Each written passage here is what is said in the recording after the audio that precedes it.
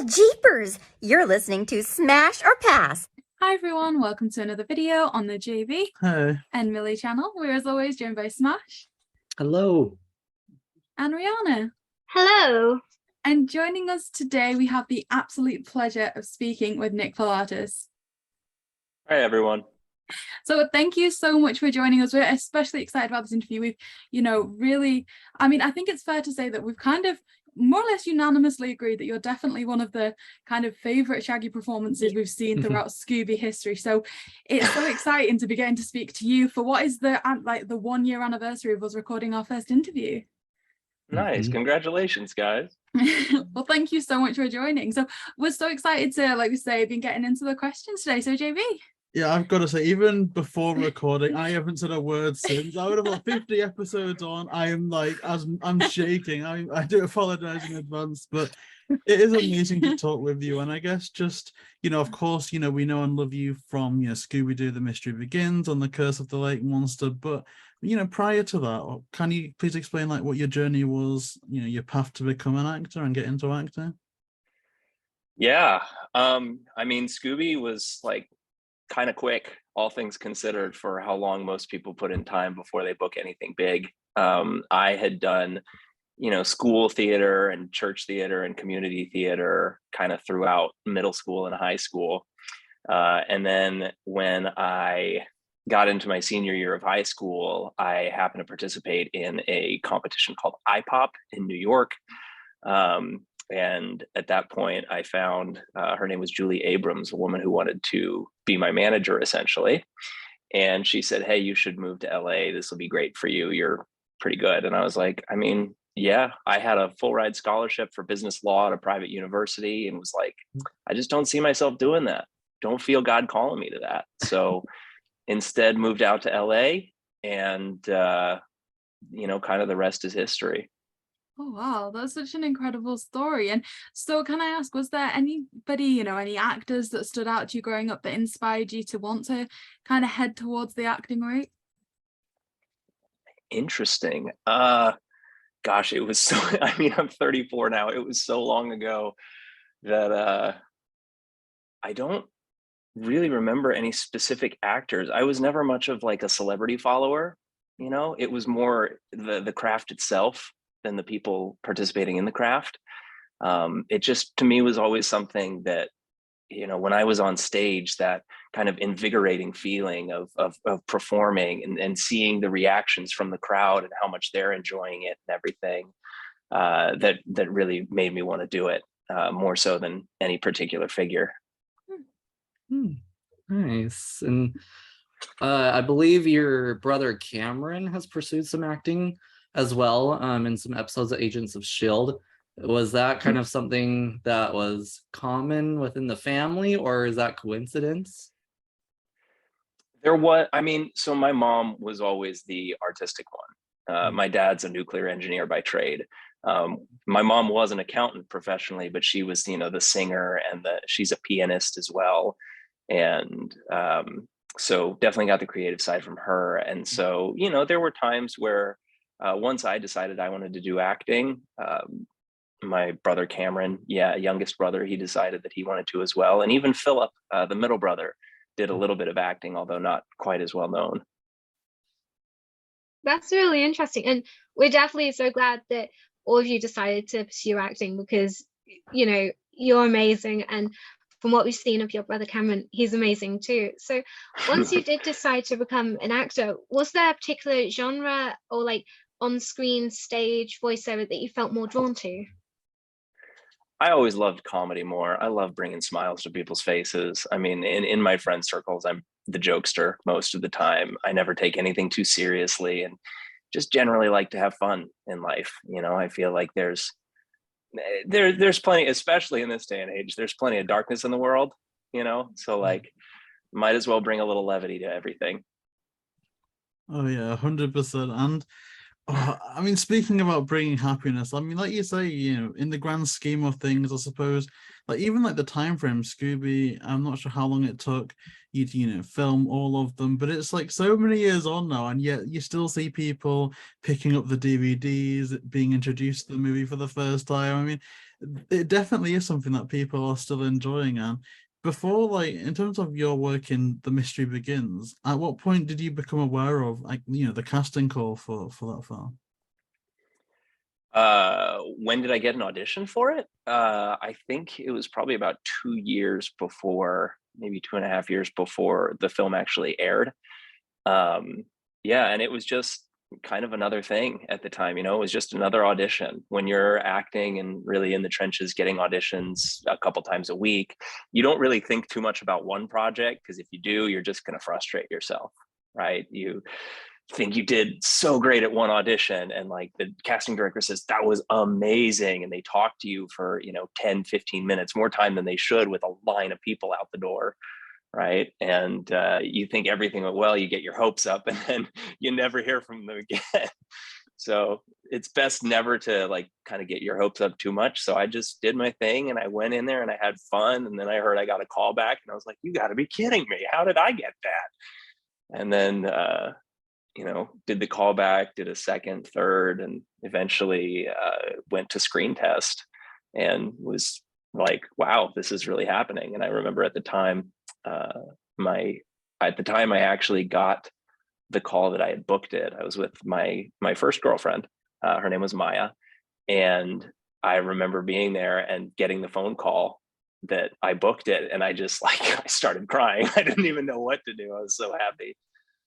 Oh, that's incredible. Like, again, like, I think, Rhianna's reiterated, like, we're so glad that you did get the role, because you are absolutely amazing. And like you say, I just can't imagine putting myself in the shoes of an actor going, to auditions and facing that process. But of course, with Shaggy being such a distinct character, from looks, mannerisms, and also the voice as well, like, what was your process like for preparing for that first audition? I did take a coaching session for this one, I believe, a specific, go in and read the lines with a coach to make sure I really knew what I was doing, where for, commercials, you typically don't do that. But this one was important. So there was that. And then more so than the audition process, I really started to delve into being Shaggy more when I had kind of gone through the process and found out I actually booked it. Then I was like, oh wait, oh crap, it's actually serious. I need to do this thing. So I started watching Scooby 24/7, trying to like emulate Casey Kasem's voice as much as possible, but still kind of trying to make it my own, and really bringing three-dimensional life. And I watched a lot of Matthew Lillard as well from his movies. That's when it really became necessary for me to buckle down and study it, I think. But I'd watched it as a kid and grown up with Scooby Doo as well, so it wasn't too hard. Oh, that's great. And I feel like, the hard work certainly paid off, and you could see that you clearly put a lot of work into the character. And I mean, kind of going on to the interview process a little bit more, I know from our interview with Kate Melton, she said that one of the scenes that was done as part of the interview process, and I believe you were there for, was the library scene. Do you remember how that changed from the initial audition to actually filming that for the movie? I do vaguely remember the library scene. I can honestly say I don't remember how it changed to and from. I mean, I remember filming it a lot. I remember the librarian woman in The Mystery Begins kept wanting to say illiterates, I think is what she ended up saying.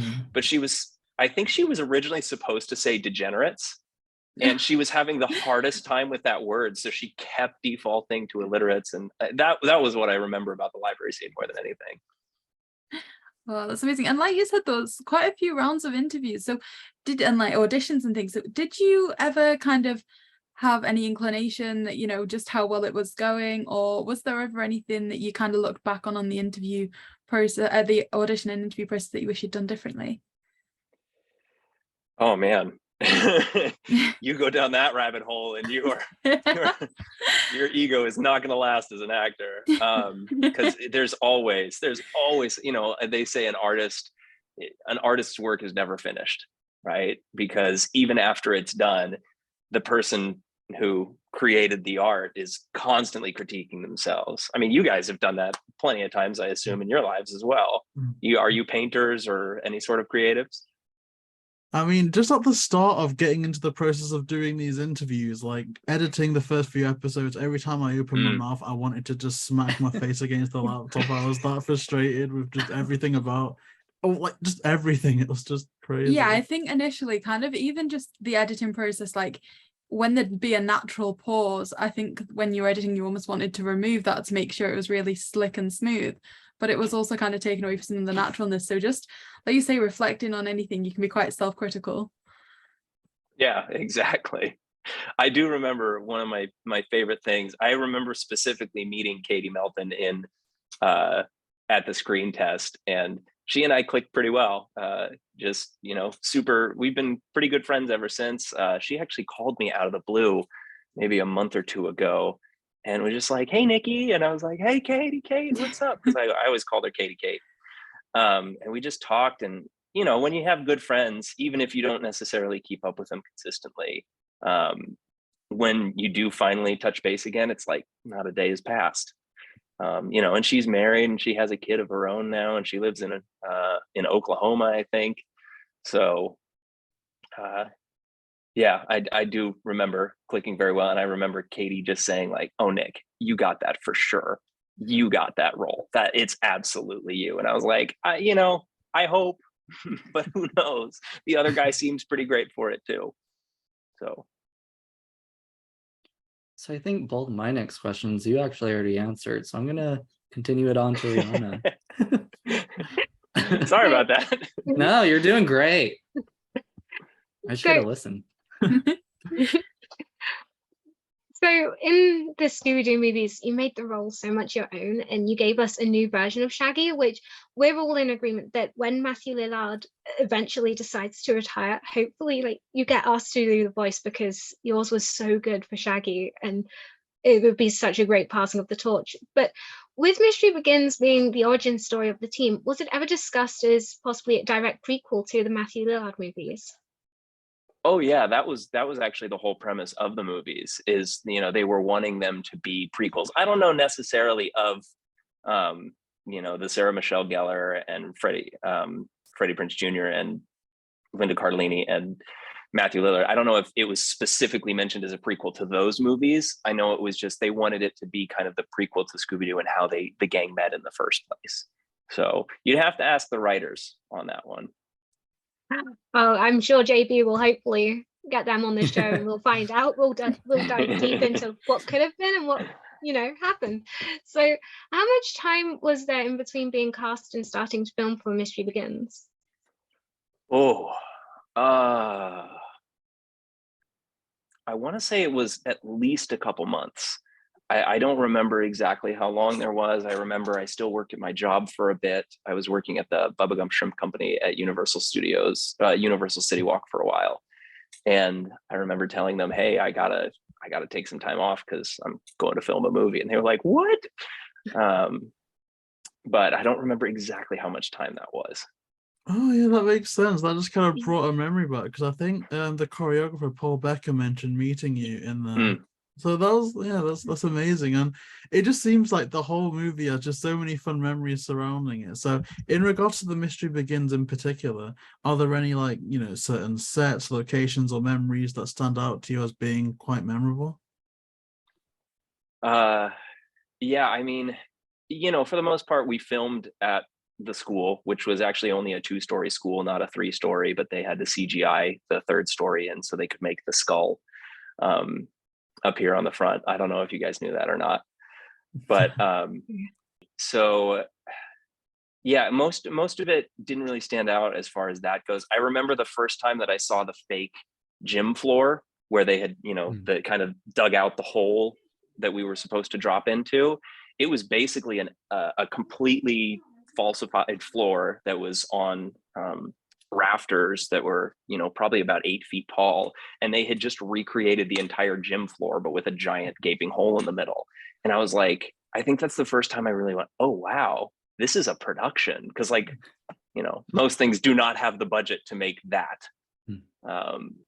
but that was one of the times it stood out. Oh yeah, and the whole vibe, the kind of fun vibe of the set, I think is quite well encapsulated within the bonus features of The Mystery Begins. Like, and you can Mhm. see like the gym sets and everything. It's so amazing. But I mean, of course, you mentioned getting on with Kate Melton, but were there any other members of like the cast and crew that you got on with whilst filming The Mystery Begins? Yeah, sure. I mean, I got along with everybody. You know, Robbie Amell has an insane amount of just kind of, he's just such a likable guy. You hang out with him, and like he kind of is a very solo focused guy. He does his own thing, and he knows where he's going, and he knows what he wants to do. But you just he draws people to him. You know, very very gravitational force in that sense. And you gotta love the guy. Hayley as well is so high energy, and I think you got a lot of that sense from the bonus features. Hayley was at least at that time a constant bundle of energy, and you know she's gone on and made quite a name for herself now with her music career. But yeah, at the time, no, we were actually really cool. The four of us got along super well, and I enjoyed every moment with them. I also like to spend a lot of time with the back of the camera people though too, learning about their stuff. Oh, that's amazing. And we certainly found that as well. We've had the pleasure of speaking to so many people from behind the scenes who, you know, it, like you say, it's just so interesting and incredible to understand that element of things as well. And like you say, it was a great team. And do you remember when the movie came out, if, you know, there was kind of like a screening for kind of all the cast and crew to see it together, or what it was like the first time you managed to watch it back? Oh man. Yeah, it was very surreal. I think I do remember going onto the Warner Brothers studio lot at one point and watching the screening. I can't remember if it was like a full complete screening or they were still not totally ready to go. I think there might have been a few things that needed to be changed, but at that time, the whole process was still so fresh in my mind that like I knew the movie inside and out. I knew my lines, their lines. It was interesting to see it all put together, but yeah, I remember that day pretty vividly, actually, at the Warner Brothers studio lot. And then there was also a small screening in Glendale, I want to say Glendale, Pasadena, where they actually held it at a movie theater, and that was a lot cooler. Wow, that sounds incredible. And I mean, when it aired on Cartoon Network as well, it was their most viewed premiere. So it really was a huge success right from the start. And so do you remember kind of ever been recognized when you were out and about after that movie and what that process was like? Oh yeah. Oh, I got recognized quite a bit after it first came out, actually. It doesn't happen so often anymore, but I want to say maybe about 6 months ago, I had somebody recognize me in, where was I? Was it the grocery store or something? Every so often, people still are like, "Oh, you look like that guy from Scooby, the Scooby Doo movie." I get Andrew Garfield a lot more. People think I look a lot like Andrew Garfield, which I can see with the hair. But yeah, it does still happen, and back then it happened a whole lot. And kind of bouncing off of that, you know, you got to attend a Comic-Con. How was that experience with fans? Oh man, Comic-Con was amazing. Comic-Con was genuinely amazing. Yeah, it was the first time it really cemented how many fans of things there are. Because like I said, I was never a convention goer. You know, I was never a celebrity follower. It just, you know, for me, I like what I like, and I'm going to enjoy what I like. I mean, I have collections of stuff. I have a full set of Dragon Balls from Dragon Ball Z that I like made this little container for. I have a set of Infinity Stones that light up, and that's super cool. I have the Master Sword from Legend of Zelda. You know, I collect my stuff from the franchises I like, but never really knew how big that whole scene, I guess, was until I went to Comic-Con and we had our booth set up and we were signing, and people were actually coming up and saying like, "Oh my gosh, you know, this is amazing. I'm so glad to have your signature." And I'm like, what, a random guy from the Midwest? Like, what? Is there anything that stuck out to you as being memorable to sign that someone asked? Yeah, I've done I've said this in interviews before. I don't know if you're quite leading me to this answer because you've seen those. But there was one girl in particular, the day before we got to Comic-Con, the Mythbusters had been there. And I loved the Mythbusters back when they were big. But because I got there the day after, I never actually got to attend their panel, and I really wanted to. And so this one girl was coming through the line. I don't remember her name, but you know, I talked to her for a little bit, and I basically told her that, and she was like, "Oh, I have a pin that was signed by all of them. Do you want it?" And I was like, "What? No, I can't take that. That's yours." And she goes, No, please, like, please have it. It would mean the world to me if you took it." And I'm like, "Are you sure?" And she said, "Yeah." And I still have it. I have that pin signed by the Mythbusters, but it was like a really big, probably 4 inches in diameter or so. Oh, I'm not holding that high enough. It's this big pin. And yeah, that was very memorable to me. I still appreciate her every time I see that thing. Oh, that's so sweet. Like, Yeah. fans can be the best, and I'm so glad that you had ones that really were the best and they really appreciate your work. And I guess following onto that, there was a sequel, Castle the Lake Monster. So at what point did you know that the Castle Lake Monster was in the works? So we originally were told, and I think contracted for when we signed our contracts, that there might be 3 movies, I think is what we were contracted for. And there was supposed to be a third, and there was like time travel involved, and it was actually set in London. I can recognize the accents of at least a couple of you guys. So it was to be set in England and I guess in general the UK. But we never ended up doing that one, unfortunately. But yeah, I knew there were going to be 3 initially. Oh, that's amazing. Unfortunately, it seems like England is a bit cursed with Scooby Doo, because in the original 2 movies, there was supposed to be a third one that was rumored to be based in England as well. So we've missed out on 2 Scooby Doo movies in England. Hopefully one day Scooby will come to England and it won't be cancelled, or things like that. We will get to see it, hopefully. Yeah, and that would be absolutely brilliant, wouldn't it? Oh, that was a good one. That was good. Thank you. Well, I mean, when you're a person who likes to dabble in voices, it's not like you're just going to do one or the other. You're going to try to, experiment a bit and see what really you can do with your own vocal cords. It's quite fun. That was amazing. I'm not going to try an American. No. No, you're not going to do it. No, I can't do it. I've been trying to do an American accent, and it's just, it's not good. It's hard. So yours is so good. Do you recall if the Lake Monster plot was always intended, or was always the intended storyline for the sequel, or was there any ideas that were pitched but were cut? I actually don't remember, to be honest with you. I was so focused on, okay, just bang out the first one and who knows what's going to happen after that. But like, let's make the first one memorable. Let's make it good and let's give my all. And then anything that happens after, that's great. But if it doesn't, I had an amazing experience.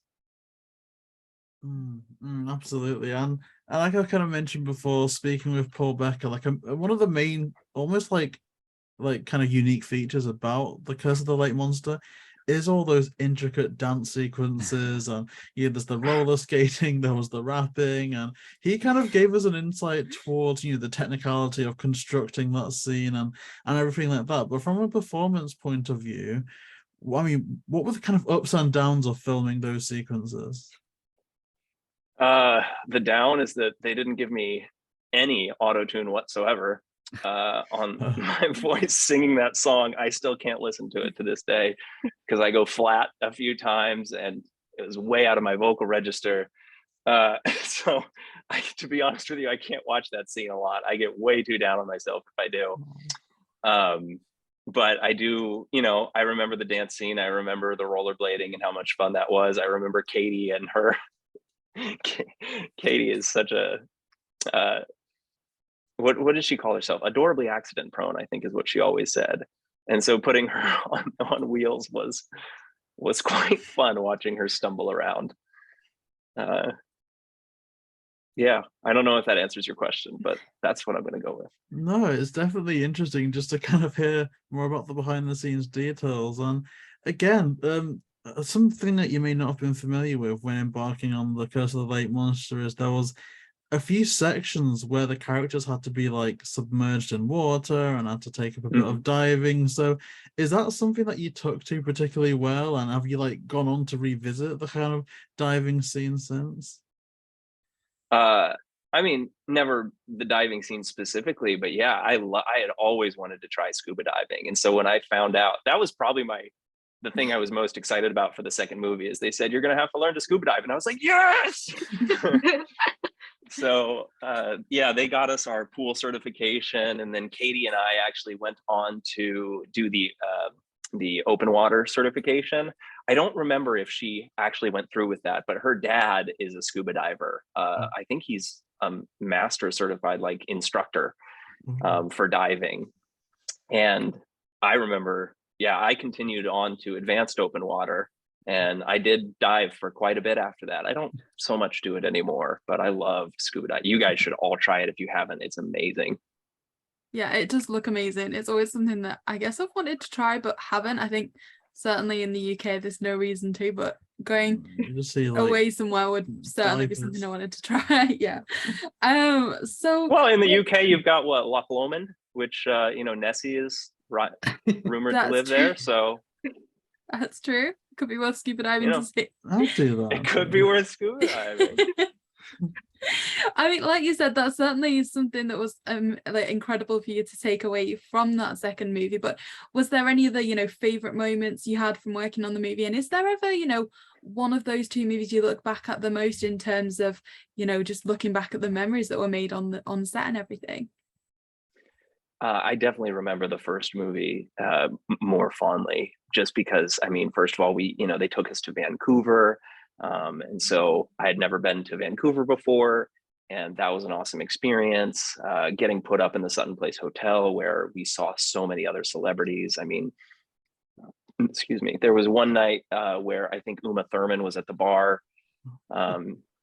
I never went and saw her, but some of the others did. I saw Bill Nye hailing a cab from like the, entrance to the hotel, which I geeked out on. I was like, this is Bill Nye the Science Guy. Oh my freaking gosh.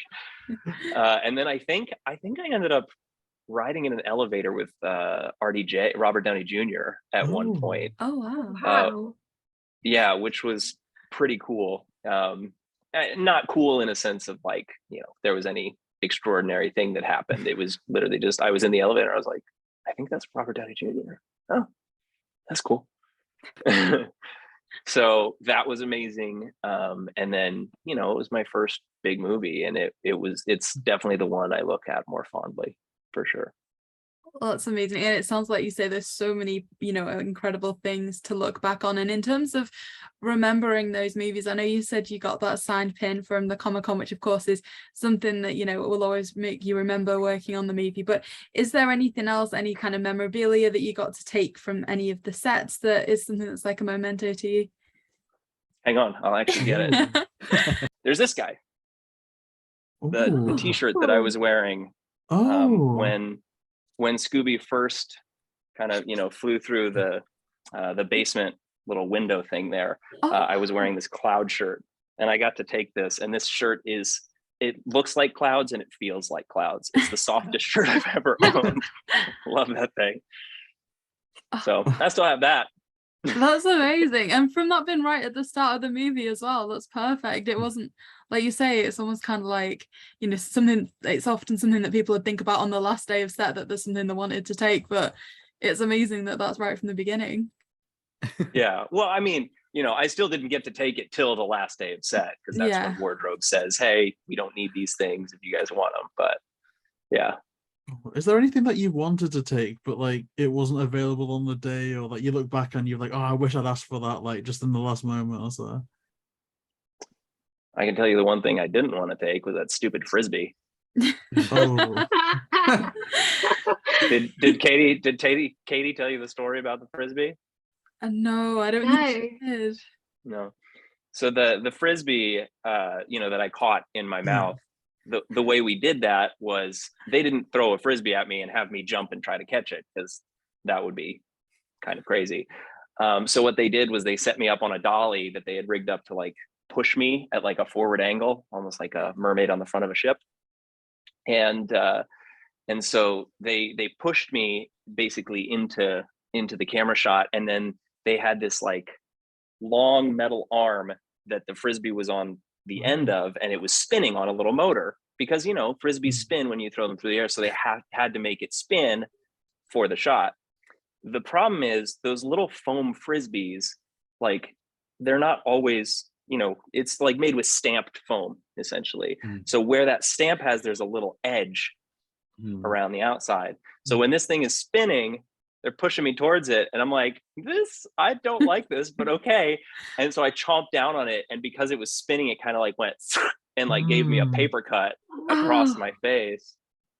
And yeah, I did not like that Frisbee. No. Oh God. So I would not have taken that. I can answer your question that way. Oh, Oh yeah, probably wouldn't either.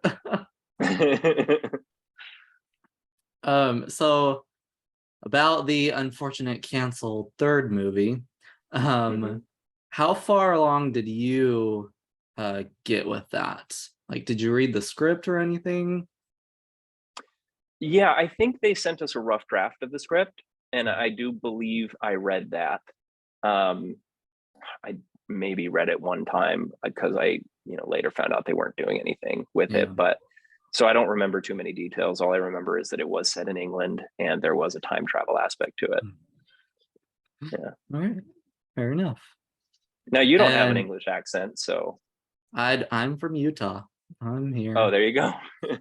Chilling. Nope. Okay. I'm boring.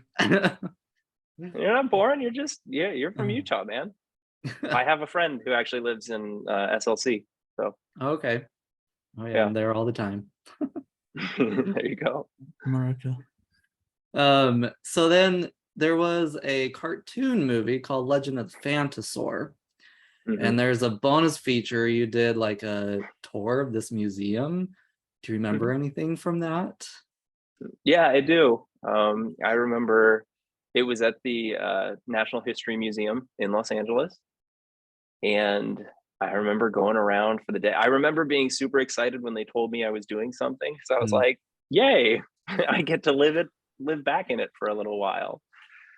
Yeah, I remember touring around. I remember, I think I've said this in interviews before too, but there was one guy who was like a curator for the museum, and kind of had a similar vibe to you actually, Ashton. And no, like more kind of, you know, mellow, laid back, cool guy. And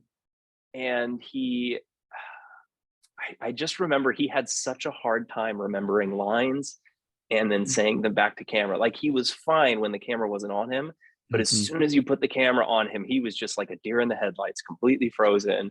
And then couldn't remember anything to say anymore.